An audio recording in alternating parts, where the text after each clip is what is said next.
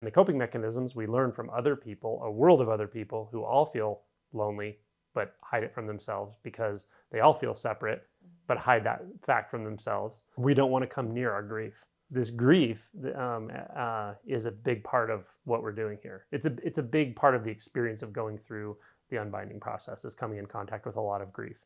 Some people more than others. Some people are reasonably comfortable with anger, but not at all with sadness. Some people are vice versa.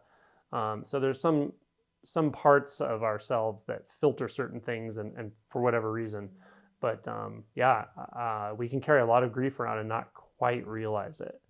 And the effect can have a lot of different effects, but one of them is it can just sort of feel like a bit of an inauthenticity in certain situations with certain people or whatever.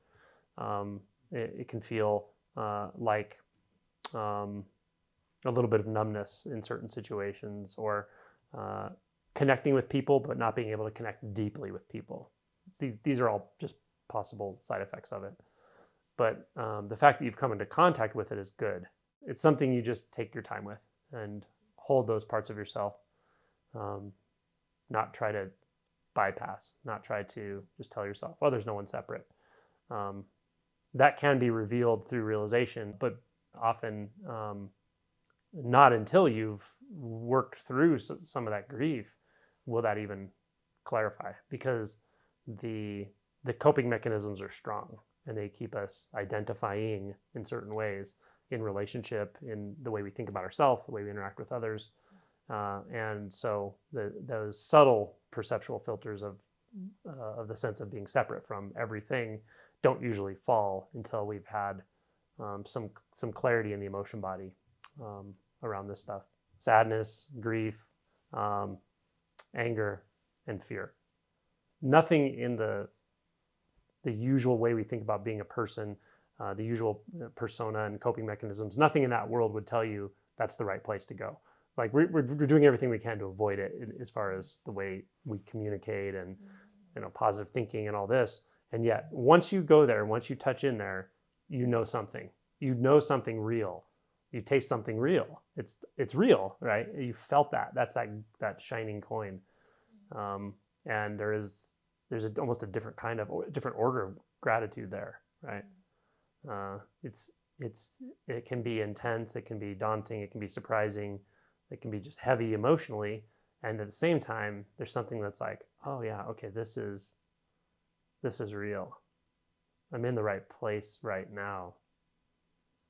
I'm in the right place. There's nothing you need to hold on to. There's nothing you have to hold on to. Nature doesn't hold on. Watch a tree. Watch a tree through one season. You'll see it just doesn't hold on. It knows exactly what to do. It knows when the leaves, it's time for the leaves to bud, turn green, turn brown, fall off. It knows when it's time to flower, when the petals of the flower are time to fall off, when the fruit's ripe, when it falls from the tree, gets devoured by the animal.